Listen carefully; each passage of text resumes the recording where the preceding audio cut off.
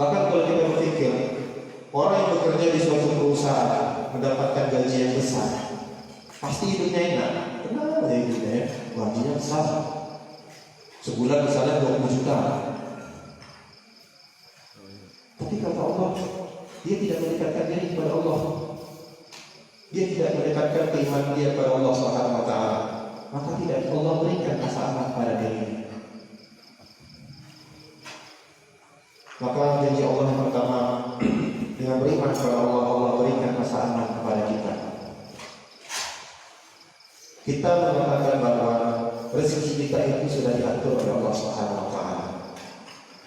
Kita yakin tidak kita? Rezeki itu sudah diatur oleh Allah Subhanahu wa taala. Tetapi kenapa kita selalu was-was? Kenapa kita selalu was-was kalau kita tidak akan bisa makan? Kalau kita tidak akan menjadi orang yang susah, kita takut menjadi orang miskin. Sedangkan kata Allah rezeki sudah ditetapkan.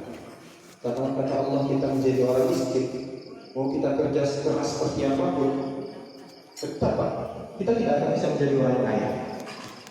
Tapi kalau sudah Allah tetapkan dia menjadi orang yang kaya, maka dia akan berusaha dia akan menjadi orang yang kaya. Tetapi bukan berarti kita tidak bekerja, baik. Kalau Allah sudah menetapkan mungkin aku jadi orang miskin, ngapain aku bekerja? Tidak seperti itu juga. Karena takdir orang itu bisa berubah apabila dia mendekatkan diri kepada Allah Subhanahu wa taala. Dekatkan diri kepada Allah Subhanahu wa taala. Terkadang kita pernah mendengar kata-kata seperti ini, Pak. Kalau misalnya kita tidak dibantu, kalau misalnya tanpa orang itu atau tanpa sebulan, saya tidak bisa kerja di perusahaan. Atau kalau tanpa ada bantuan dari sebulan, saya tidak bisa menyelesaikan masalah ini. Jadi seolah-olah masalahnya itu selesai karena orang, bukan karena Allah. Terkadang kita berkata seperti ini, Pak. Maka hati-hati kalau kita mengeluarkan perkataan-perkataan yang seperti ini. Karena yang ditakutkan bahwa orang itulah yang memberikan pertolongan kepada kita, bukan Allah. Sama seperti kalau kita berobat pada dokter. Kalau tidak berobat dengan dokter ini, saya tidak bisa sembuh. Padahal yang menyembuhkan itu adalah Allah melalui dokter. Maka bersandarkan diri kita kepada Allah Subhanahu wa taala. Kemudian yang dilanjutkan dalam surah Al-An'am ayat 82, Allah berikan petunjuk kepada kita. Setelah Allah memberikan rasa aman, Allah berikan selalu petunjuk kepada kita. Setiap kita punya masalah, setiap kita menghadapi suatu kesulitan dalam dunia ini, kita dekatkan diri kepada Allah, maka Allah akan berikan petunjuk. Sebesar apapun masalah kita yang kita hadapi, sesulit apapun masalah kita, kalau kita punya iman kepada Allah, maka masalah itu akan menjadi kecil. Kesulitan itu menjadi ringan. Karena kita dekatkan diri kepada Allah, kita hanya berserah diri kepada Allah Subhanahu wa taala. Banyak yang dari kita sekarang, kalau misalnya kita ada masalah, kita tidak melarikan kepada Allah. Seharusnya kalau kita ada masalah, bentak sejadah, sholat kita, Pak.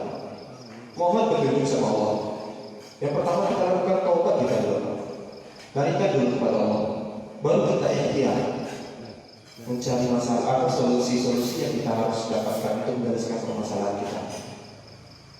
Kalau misalnya kita merintis suatu karir di perusahaan, tentu ada masalah, tentu ada problem yang harus kita selesaikan. Kalau kita tidak mendekatkan diri kepada Allah, kita melakukan hal-hal yang dilarang oleh Allah Subhanahu wa taala, maka kita akan melalaikan, menghalalkan segala cara kita untuk mendapatkan posisi yang kita inginkan. Tetapi kalau kita iman kepada Allah, kita yakin kalau jabatan itu sudah ditakdirkan sama Allah, maka aku harus mendekatkan diri kepada Allah dan aku harus bekerja sesuai dengan apa yang diperintahkan oleh pimpinanku. Maka jabatan itu akan datang kepada kita. Tapi kalau kita menyerahkan, kita mengharapkan aku harus dekat dengan pimpinan. Kalau tidak dekat dengan pimpinan, aku tak bisa dapat jabatan ini. Kita bersandarkan kepada manusia. maka Allah cerai-beraikan. Allah tidak akan berikan jabatan itu, Pak. Mungkin dikasih sama Allah jabatan itu, tapi Allah cabut rasa aman dalam diri kita, Pak. Karena kita dapatkan dengan cara yang tidak diridhoi oleh Allah Subhanahu wa taala. Itu kalau kita memurnikan keimanan kita tanpa kita melakukan perbuatan syirik. Syirik seperti itu seperti yang kita lakukan itu merupakan salah satu perbuatan syirik karena kita menyandarkan kepada manusia. Kita tidak menyandarkan kepada Allah Subhanahu wa taala. Kayak ada sebuah kisah di zaman Umar bin Khattab. Ketika Umar bin Khattab, Islam melakukan ekspansi yang sangat besar dengan melakukan peperangan-peperangan kepada orang yang menolak terhadap Islam. Suatu ketika dia mengutus Khalid bin Walid memimpin pasukan. Tetapi ketika Umar mendengar ada perkataan sahabat-sahabat yang lain, kalau sudah Khalid bin Walid yang menjadi pemimpin kita, maka kita pasti akan menang. Yakin kita tidak akan kalah. Mudah percaya diri. Mendengar perkataan itu, apa yang dilakukan sama Umar?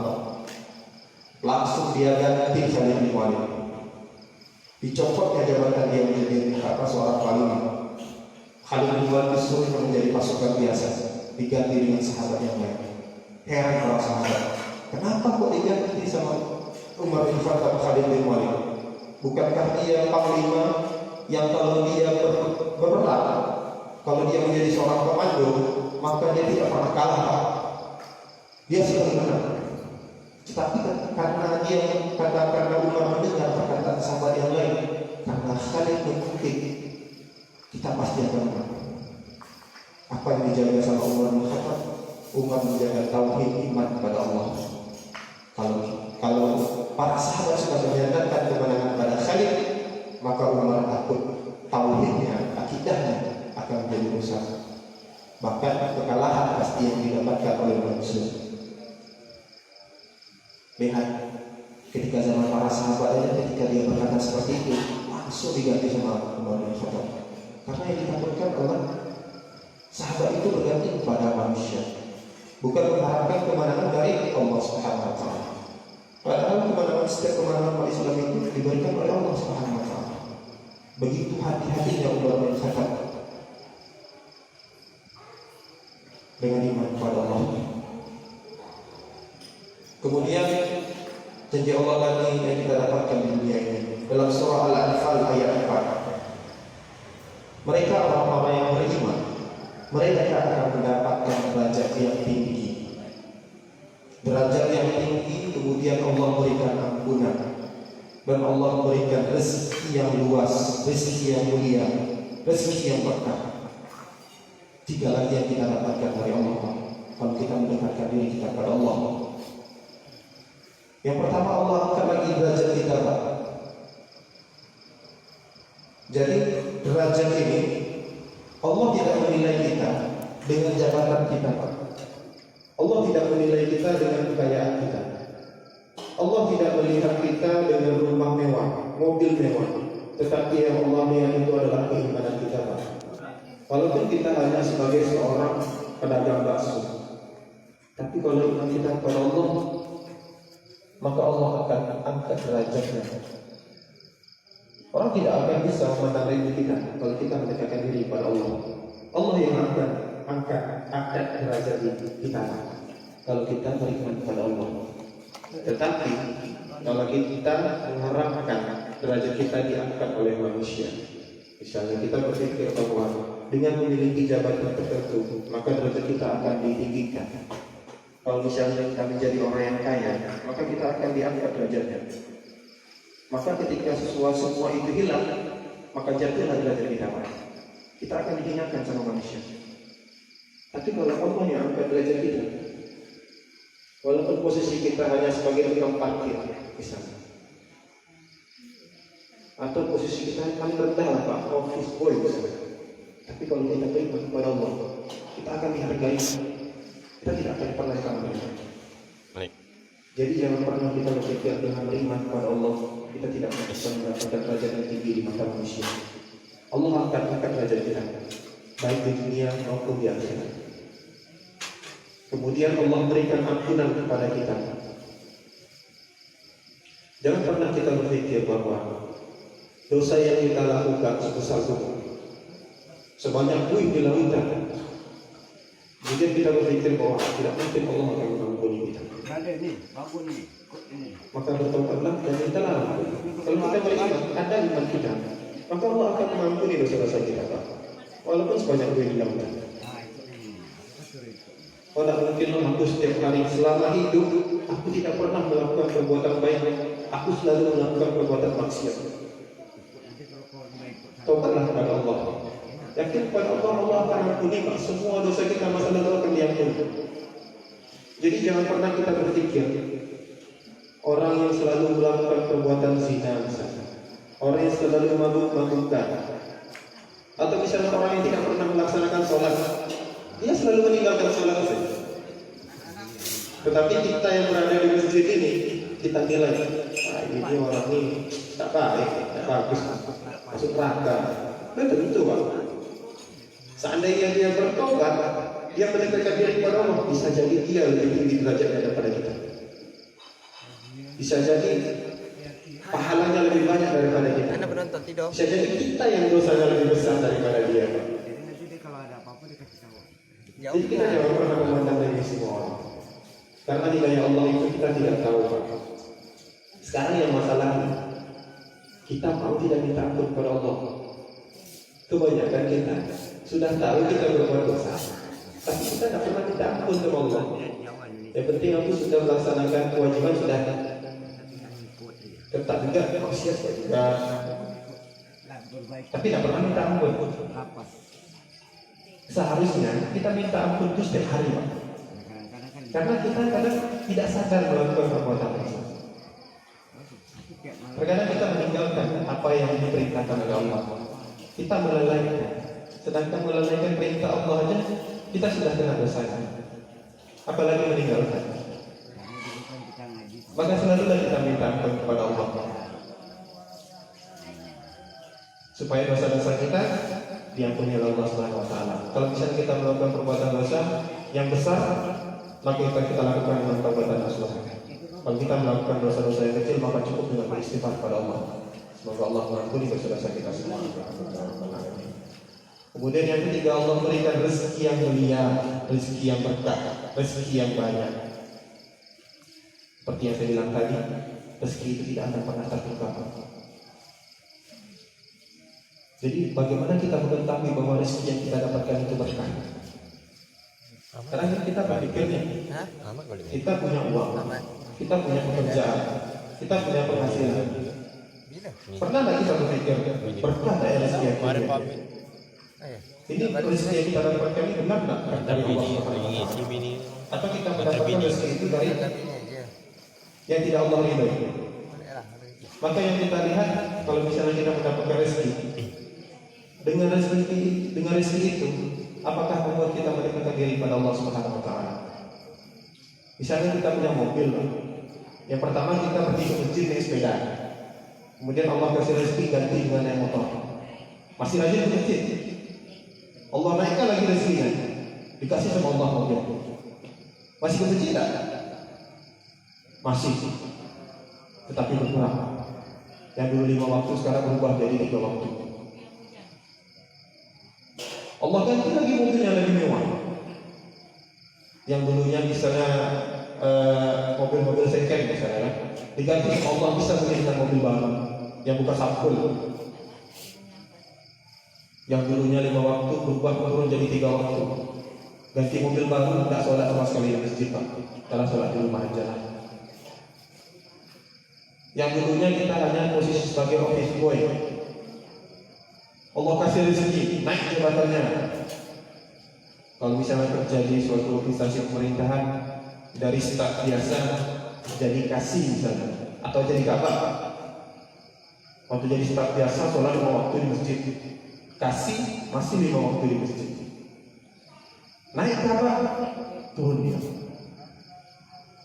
Yang biasanya subuh berjamaah, sekarang maghrib. Naik lagi kursi jabatannya, yang lebih tinggi lagi, sekda misalnya, asisten 1 misalnya kan. Yang dulunya sholat 5 waktu di masjid, sekarang tidak lagi Pak di masjid. Sholatnya di rumah ya terus. Subuh kesiapan karena malam capek terganggu. Kawannya untuk gaspol dia. Zuhur seharusnya sholat jam 12 karena waktu istirahat makan dulu lah, nantilah sholat makan.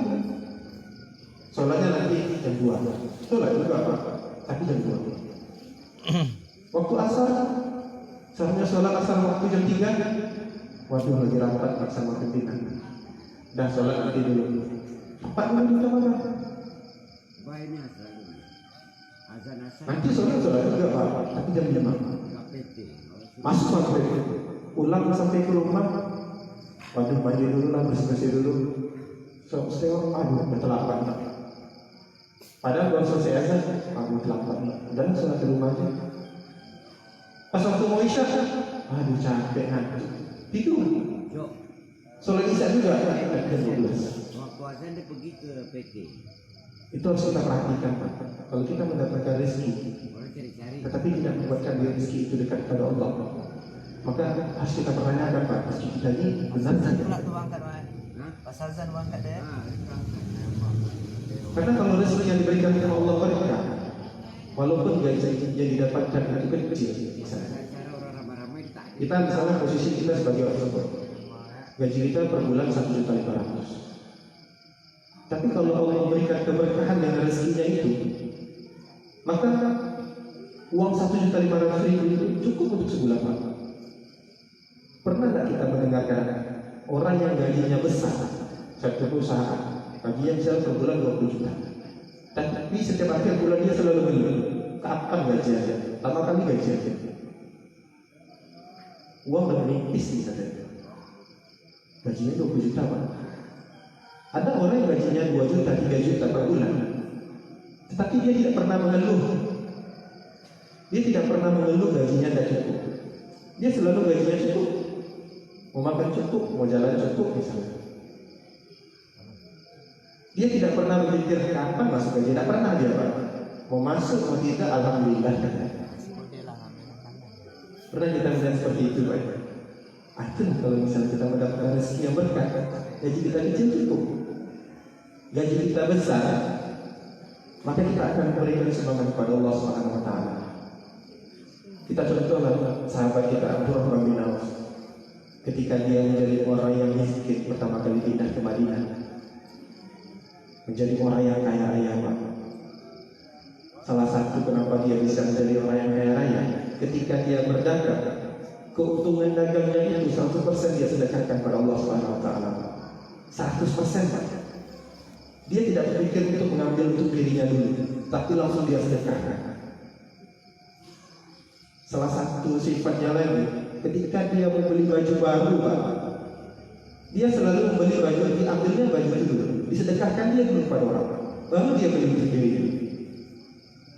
Maka kalau orang melihat ketika Abdurrahman bin Auf ini jalan dengan budaknya, maka orang tidak bisa membedakan mana yang budak, mana Abdurrahman bin Auf. Karena sama juga sama Abdurrahman bin Auf. Makanya rezekinya melimpah terus, berkah. Sampai suatu ketika Abdurrahman bin Auf memberikan sumbangan kepada veteran-veteran perang Badar. Semua orang yang ikut perang Badar dikasihkan sedekah sama Abdurrahman bin Auf, termasuk Utsman bin Affan. Utsman bin Affan menerima sedekah dari Abdurrahman bin Auf. Sahabatnya lain bertanya, wahai Utsman, engkau kan orang kaya, banyak gitu. Aku juga menerima lagi dari Abdurrahman bin Auf. Itu apa kata Utsman bin Affan? Aku pengen menikmati harta yang berkah. Harta Abdurrahman bin Auf ini, jangankan yang haram, yang syubhat aja tidak ada. Syubhat yang ragu-ragu aja tidak ada. Semua hartanya itu halal, berkah. Dan aku ingin menikmati harta yang halal, harta yang diberkahi Allah Subhanahu Wa Taala. Makanya Pak, jangan pernah kita berpikir bahwa kita mendapatkan uang yang banyak itu, tapi rezeki kita sudah berkah. Belum tentu Pak ya. Karena itu tadi, kalau Allah sudah menetapkan rezeki kita itu selama kita hidup, Allah tetapkan engkau hidup selama di dunia, aku berikan rezeki 1 miliar selama hidup. Mau kita cari dengan cara halal, Pak? Mau kita cari dengan cara yang haram? Rezeki kita segitu juga, Pak. Misalnya Bapak cari dengan cara yang halal, banting tulang, kerja keras, dapatnya segitu. Dengan cara yang haram, sebentar Pak, segitu juga dapatnya.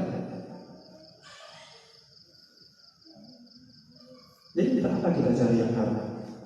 Memang susah Pak mendapatkan yang halal. Kenapa susah? Karena kita banyak yang tak sabar. Sabar dulu. Jadi kata-kata yang paling enak, yang sering didengar sama sekarang, kalau aku tidak minjam, kalau tidak kredit, kapan usaha aku mau maju? Sering kali apa ya? Kalau tidak dengan kredit, kita kapan punya rumah? Kalau tidak dengan kredit, kapan kita punya mobil baru? Banyak kita dengar seperti itu, Pak. Terus di mana Allah? Kan itu yang jadi pertanyaan kita. Di mana Allah? Kenapa tidak kita minta kepada Allah? Sahabat dulu, Pak, jangankan rumah, kendaraan, sendal jepit aja dia minta sama Allah. Sendal jepit aku putus ya Allah, sendal baju aku putus ya Allah, tolong gantikan yang baru. Seperti itu. Saking kita menyerahkan diri kepada Allah. Tapi kita sekarang banyak menyerahkan diri kepada orang lain selain pada Allah. Maka perbaikilah. Dari hari ini mulai kita perbaiki keimanan kita tingkatkan keimanan kita kepada Allah Subhanahu wa taala. Semoga Allah memberikan kokohan iman kita, istiqomah iman kita, dan kita bisa selalu bersandar dan berserah diri hanya kepada Allah Subhanahu wa taala. Demikianlah yang dapat saya sampaikan. Terlebih dan terkurang saya mohon maaf. Saya tutup dengan doa kafaratul